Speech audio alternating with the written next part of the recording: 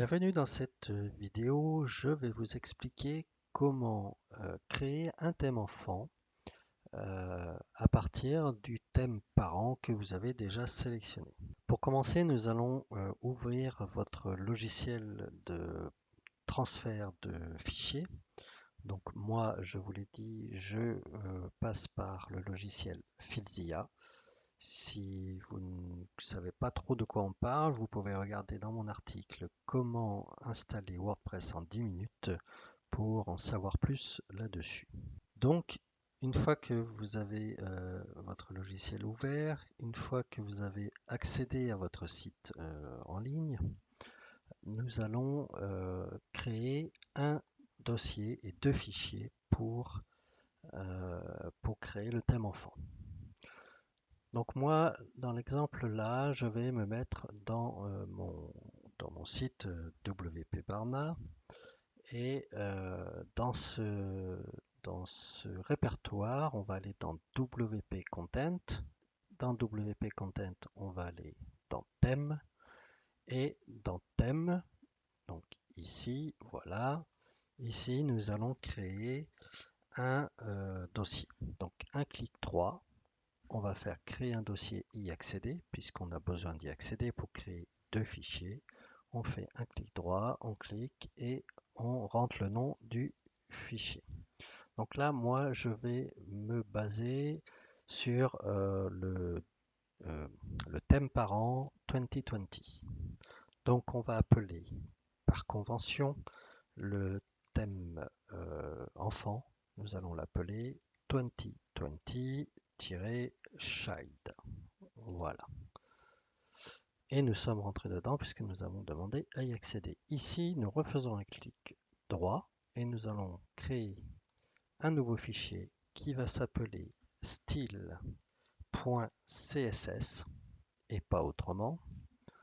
Et un deuxième fichier qui va s'appeler functions.php et pas autrement. Voilà, vous rentrez dans l'administration de votre site WordPress. Vous allez avoir quelque chose qui ressemble à ça. Donc là, ce que je vous conseille pour accéder au fichier, c'est d'aller dans Apparence, Éditeur de thème. Ici, nous allons voir les fichiers qui sont actuellement dans le thème actif. Moi, pour le coup, il s'appelle WP Barna. Voilà, c'est mon thème. C'est celui que j'ai créé pour mon blog. Ici, je vous ai dit, on va s'appuyer sur 2020. Bon, donc là, on va aller dans notre thème enfant, puisque c'est ici que l'on veut créer nos deux fichiers, qui sont pour l'instant vides. On va y mettre le code qu'il faut.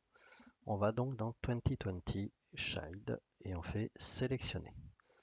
Là, on voit les deux fichiers que nous avons créés. Et par défaut, il nous a mis sur le premier, donc sur feuille de style.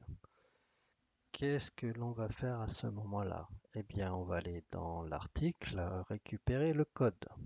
Donc l'article, il est là, et on va aller chercher le code qui se trouve ici. Alors, on a la version très courte du code qui suffit largement pour faire fonctionner le site, ou la version un tout petit peu plus longue qui permet de donner un peu plus d'informations sur le thème enfant.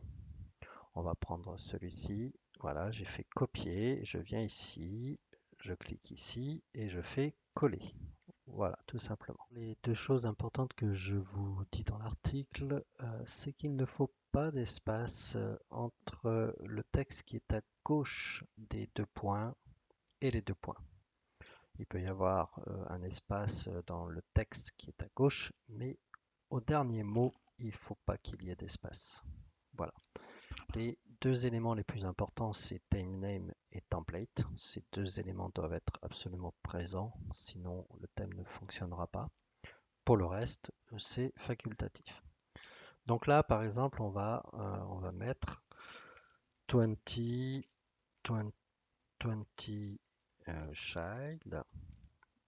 Voilà, mais on peut mettre ce que l'on veut à cet endroit. Par contre, ici, comme je vous le dis dans l'article, on va regarder à nouveau le nom du répertoire. Donc dans thème, on a 2020. Ça doit être écrit comme ça, exactement comme ça. S'il y avait une majuscule quelque part, on mettrait la même majuscule. En fait, c'est sur ce nom-là qu'il vient s'appuyer. Donc on va lui donner le même nom. Ici, on va lui mettre 2020. Et le reste, donc on a dit c'était facultatif. Donc là, on peut écrire le thème que je viens de créer. Ici, vous mettez votre nom et votre prénom ou autre chose. Voilà. Ici, on peut mettre une adresse. Donc, on va mettre par exemple wpbarna.com.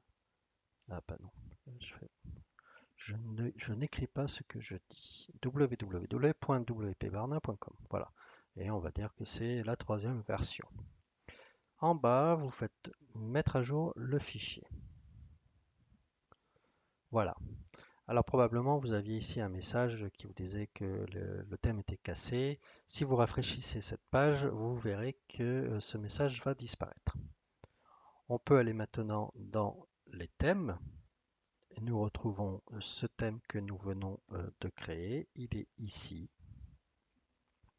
Voilà, et si on regarde le détail, on va retrouver les informations que nous venons d'écrire. La troisième version, la version 3.0, c'est moi qui l'ai écrit, et le thème que je viens de créer. Ici, on peut effectivement avoir un lien qui va nous ramener sur le site que nous avons entré, donc la WP Barna par exemple. Voilà, donc nous en avons fini. Il ne reste plus qu'à l'activer, et une fois qu'il est activé, vous allez retrouver exactement la même chose que votre thème parent au moment où vous aviez votre thème parent d'installer. Et voilà. Et après, vous pouvez personnaliser ce thème.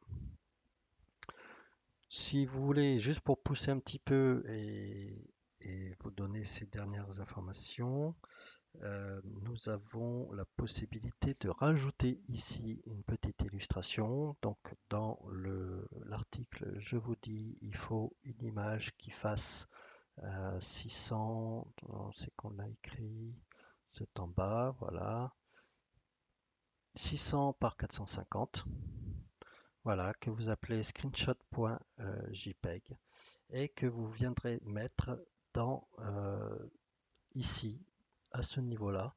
Voilà, je peux vous le montrer ailleurs, par exemple. Voilà, ici. L'image que vous voyez sur cette page, voilà, cette image-là, ici, c'est cette image que vous avez ici. C'est ce screenshot ici. Voilà. Voilà, merci de votre attention. J'espère que ça vous aura été bien utile. À très bientôt.